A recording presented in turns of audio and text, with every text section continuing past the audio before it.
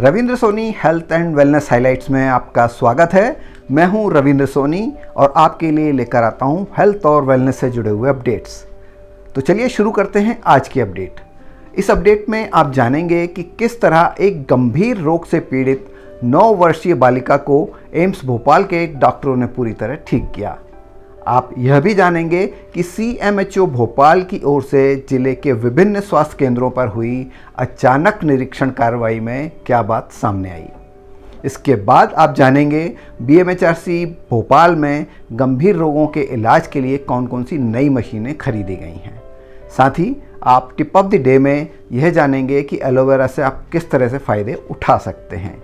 इसके अलावा अपडेट में एम्स भोपाल के दीक्षांत समारोह और शोधकर्ताओं को मिले प्रतिष्ठित सम्मान पर भी बात होगी। तो चलिए शुरू करते हैं आज की अपडेट्स। एम्स भोपाल के डॉक्टरों ने दुर्लभ एटिपिकल हेमोलिटिक सिंड्रोम से पीड़ित एक 9 वर्षीय बालिका का सफल इलाज किया है। एपिटिकल हेमोलिटिक यूरोमिक सिंड्रोम एक ऐसी बीमारी है जिसके कारण गुर्दे और अन्य अंगों में छोटी रक्तवाहिकाओं में रक्त के थक्के बन जाते हैं। ये थक्के रक्त को किडनी तक पहुंचने से रोकते हैं, जिससे किडनी की विफलता सहित गंभीर चिकित्सा समस्याएं हो सकती हैं। प्राप्त जानकारी के अनुसार शरीर में सूजन, लगातार बुखार और लाल रंग के मूत्र के लक्षण से पीड़ित इस बालिका का कई अस्पतालों में इलाज हुआ। इसके बावजूद उसकी हालत खराब होती चली गई, जिसके कारण गंभीर लक्षणों के साथ 3 और अस्पतालों में उसे भर्ती कराया गया। इसके 3 सप्ताह बाद मरीज एम्स भोपाल की बाल चिकित्सा नेफ्रोलॉजी विभाग में लाई गई। उच्च anti factor H auto antibody titres के साथ एपिटिकल HUS का निदान किया गया। बच्ची गंभीर रूप से बीमार थी, जिसे फुफ्फुसी एडिमा के कारण गैर इन्वेसिव वेंटिलेटर की आवश्यकता थी। प्रोफेसर गिरीश भट्ट, डॉक्टर अंबर, रेजिडेंट्स और डायलिसिस स्टाफ की समर्पित चिकित्सा टीम ने बच्ची के उपचार के चुनौतीपूर्ण पहलुओं को कुशलतापूर्वक प्रबंधित किया, जिसमें हेमोडायलिसिस के 8 चक्र और प्लाज्मा एक्सचेंज थेरेपी की 17 सीटिंग शामिल थीं। इसमें रोग पैदा करने वाले एंटीबॉडी को हटाने के लिए रोगी के रक्त को प्लाज्मा फिल्टर के माध्यम से पारित करना शामिल था, जिससे रोगी की स्थिति में महत्वपूर्ण सुधार हुआ। CMHO भोपाल ने भोपाल के ग्रामीण क्षेत्रों में पदस्थ स्वास्थ्य अधिकारियों व कर्मचारियों द्वारा कार्य में की जा रही लापरवाही के खिलाफ एक्शन लेते हुए जिले के विभिन्न स्वास्थ्य केंद्रों का औचक निरीक्षण किया। इस निरीक्षण के लिए मुख्य चिकित्सा एवं स्वास्थ्य अधिकारी भोपाल डॉक्टर प्रभाकर तिवारी ने एक दल का गठन किया था। दल ने जिले के बैरसिया विकास खंड में प्राथमिक स्वास्थ्य केंद्र नजीराबाद, प्राथमिक स्वास्थ्य केंद्र गुनगा एवं प्राथमिक स्वास्थ्य केंद्र धमर्रा का निरीक्षण किया। इस दौरान प्राथमिक स्वास्थ्य केंद्र नजीराबाद के चिकित्सा अधिकारी, नेत्र सहायक एवं सुपरवाइज़र समय पर संस्था में नहीं पहुंचे। प्राथमिक स्वास्थ्य केंद्र गुनगा में चिकित्सा अधिकारी, pharmacist, lab technician, ANM, data entry operator, MPW एवं वार्ड बॉय भी देरी से पहुंचे। CMHO द्वारा इन कर्मचारियों के विरुद्ध कार्य के प्रति उदासीनता के लिए नोटिस एवं 1 हफ्ते का वेतन कटौती का निर्देश दिए गए हैं। वहीं निरीक्षण के दौरान प्राथमिक स्वास्थ्य केंद्र धमर्रा में पूरा स्टाफ उपस्थित मिला।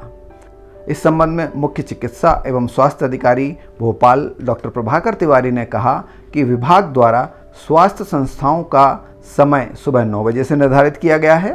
संस्थाओं के समय पर ना खुलने एवं स्टाफ की अनुपस्थिति से मरीजों को इलाजों में दिक्कत का सामना करना पड़ता है। स्टाफ के ना मिलने से स्वास्थ्य सेवाओं और बीमारियों के उपचार के लिए सिविल अस्पताल एवं जिला अस्पताल जाना पड़ता है। संस्थाओं के समय पर ना खुलने से इन संस्थाओं में उपचार के साथ साथ आयोजित की जाने वाली वेलनेस गतिविधियों भी सुचारू रूप से आयोजित नहीं हो पाती हैं। अगला समाचार BMHRC भोपाल से है। गैस पीड़ितों व अन्य मरीजों को उत्कृष्ट चिकित्सा उपलब्ध कराने के लिए भोपाल मेमोरियल अस्पताल एवं अनुसंधान केंद्र में मशीनों व उपकरणों को अपग्रेड किया जा रहा है। अस्पताल में मोतियाबिंद के दर्द रहित ऑपरेशन में सहायक फैको मशीन आ गई है। पेट संबंधी विभिन्न बीमारियों की जांच व इलाज के लिए आवश्यक एंडोस्कोपी मशीन, ब्रेन ट्यूमर की सर्जरी के लिए आवश्यक क्यूसा मशीन व विभिन्न ऑपरेशन के लिए जरूरी सी-आर्म मशीन भी अस्पताल में आ गई है। बीएमएचआरसी की प्रभारी निदेशक डॉक्टर मनीषा श्रीवास्तव ने बताया कि बीएमएचआरसी में ये सभी मशीनें पहले भी उपलब्ध थीं, लेकिन इनमें से कुछ या तो बहुत पुरानी हो चुकी थीं या ख़राब हो चुकी थीं। इसी वजह से नई मशीनों को खरीदने की आवश्यकता महसूस की जा रही थी। अब मोतियाबिंद की सर्जरी में आवश्यक एडवांस्ड फैको मशीन आ गई है। इस मशीन के जरिए बहुत छोटे से चीरे के माध्यम से ही आँखों का ऑपरेशन हो जाता है। इसलिए मरीज को ऑपरेशन के बाद ना के बराबर ही दर्द होता है और अस्पताल से जल्दी डिस्चार्ज भी हो जाता है। यह मशीन एरर प्रूफ भी है। ऑपरेशन के दौरान यह सर्जन को कोई गलती करने से रोक देती है। डॉक्टर श्रीवास्तव ने बताया कि पेट से संबंधित विभिन्न बीमारियों की जांच व इलाज के जरूरी एंडोस्कोपी मशीन भी आ गई है। नई एंडोस्कोपी मशीन अत्याधुनिक है। इसमें न सिर्फ पेट और आंतों से संबंधित विभिन्न जांचें जैसे एंडोस्कोपी, कोलोनोस्कोपी, सिमो एंडोस्कोपी हो सकेंगी, बल्कि सीवीडी स्टोन और गाल ब्लैडर, पैंक्रियाज, लीवर की बीमारियों के इलाज के लिए भी ईआरसीपी प्रक्रिया भी आसानी से हो सकेगी। ब्रेन ट्यूमर निकालने में मददगार साबित होने वाली क्यूसा मशीन भी खरीद ली गई है। इसके अलावा 2 सी-आर्म मशीनें भी आ गई हैं। सी-आर्म मशीन का उपयोग ऑपरेशन थिएटर में सर्जिकल प्रक्रियाओं के लिए किया जाता है, जिससे सर्जन को ऑपरेशन की सही जगह की इमेजिंग देखने को मिलती है। किडनी स्टोन के ऑपरेशन में काम आने वाली लिथोट्रिप्सी मशीन व सर्जरी के दौरान काम आने वाली हार्मोनिक स्कैल्पल मशीन भी आ गई है। अगले अपडेट की ओर बढ़ने से पहले बात करते हैं टिप ऑफ द डे की। इसमें आज हम चर्चा करेंगे एलोवेरा से मिलने वाले फ़ायदों की। एलोवेरा एक प्रकार का पौधा है जिसके पत्तों में जेली से भरा हुआ रस होता है। यह पौधा आमतौर पर उष्णकटिबंधीय क्षेत्रों में पाया जाता है और इसमें विभिन्न औषधीय गुण पाए जाते हैं जो सेहत के लिए लाभकारी माना जाता है। एलोवेरा के रस को स्वास्थ्य और सौंदर्य संबंधी समस्याओं के इलाज में उपयोग किया जाता है, जैसे कि त्वचा के लिए, बालों के लिए और अन्य समस्याओं के लिए। दरअसल एलोवेरा में calcium, vitamin A, C, E, potassium, selenium, manganese और मैग्नीशियम जैसे पोषक तत्व पाए जाते हैं जो सेहत के लिए बेहद ज़रूरी होते हैं। एलोवेरा के सेवन से वजन कम करने में, इम्यूनिटी को बढ़ाने में, मुहासों को ठीक करने में और शुगर को कंट्रोल करने में फ़ायदा मिलता है। एलोवेरा खाने का सही तरीका अगर हम बात करें तो यह है कि उसकी पत्तियों को पहले अच्छे से धो लें और जेल को निकाल लें। फिर एक गिलास पानी में 1 चम्मच एलोवेरा जेल मिलाकर पिएं। तो चलिए अब चलते हैं अगले अपडेट की तरफ। एम्स भोपाल का तीसरा दीक्षांत समारोह शनिवार शाम को अटल बिहारी वाजपेयी सभागार में आयोजित किया जाएगा। एम्स भोपाल के कार्यपालक निदेशक प्रोफेसर डॉक्टर अजय सिंह ने इस संबंध में बताया कि किसी भी विद्यार्थी के जीवन में दीक्षांत समारोह का विशेष महत्व होता है जब वह अपना निर्धारित पाठ्यक्रम सफलतापूर्वक समाप्त कर डिग्री हासिल करता है। उन्होंने बताया कि दीक्षांत समारोह में विवेकानंद हॉस्पिटल एवं रिसर्च सेंटर लातूर, महाराष्ट्र के पद्म भूषण से सम्मानित डॉक्टर अशोक लक्ष्मण राव कुकड़े मुख्य अतिथि होंगे, जबकि काशी हिंदू विश्वविद्यालय के चिकित्सकीय विज्ञान संस्थान के निदेशक प्रोफेसर सत्यनारायण संखवार विशिष्ट अतिथि के रूप में उपस्थित रहेंगे। इस अवसर पर एरा यूनिवर्सिटी लखनऊ के vice chancellor professor Abbas Ali Mahdi को डॉक्टरेट की मानद उपाधि से सम्मानित भी किया जाएगा। इस तीसरे दीक्षांत समारोह में MBBS, MD, MS, DM, BSc nursing, MSc nursing सहित 273 विद्यार्थियों को उपाधियां प्रदान की जाएंगी।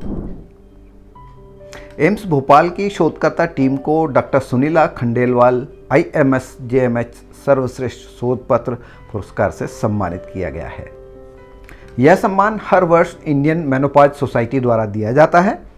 यह सोसाइटी रजोनिवृत्त महिलाओं के स्वास्थ्य संबंधी मुद्दों को देखती है। इस साल जूरी ने एम्स भोपाल के शोधकर्ताओं की टीम को महिलाओं के स्वयं एकत्र किए गए पहले मूत्र नमूनों में और स्वास्थ्य कार्यकर्ता द्वारा एकत्र किए गए गर्भाशय ग्रीवा के नमूनों में HPV DNA का पता लगाने के बीच सामंजस्य विषय पर किए गए शोध के लिए दिया है। इस शोध में पाया गया है कि मूत्र संबंधी मानव पैपिलोमा वायरस का पता लगाना स्पर्शोन्मुख महिलाओं के गर्भाशय ग्रीवा के कैंसर की जांच के लिए एक विश्वसनीय तरीका हो सकता है। इससे सर्वाइकल कैंसर स्क्रीनिंग की स्वीकार्यता बढ़ने की संभावना है, क्योंकि इस पद्धति में नमूना संग्रह के लिए महंगे परीक्षण सेटअप और प्रशिक्षित कर्मचारियों की आवश्यकता नहीं होती है। एम्स भोपाल के कार्यपालक निदेशक प्रोफेसर डॉक्टर अजय सिंह ने सम्मानित हुए टीम के सभी सदस्यों को बधाई दी है। तो ये थे आज के हेल्थ और वेलनेस से जुड़े हुए कुछ अपडेट्स। आशा करता हूँ पसंद आए होंगे। यदि आप इस चैनल पर नए हैं तो आपसे आग्रह है कि इस चैनल को आज ही सब्सक्राइब कर लें, ताकि ऐसे ही अपडेट आपको लगातार मिलते रह सकें।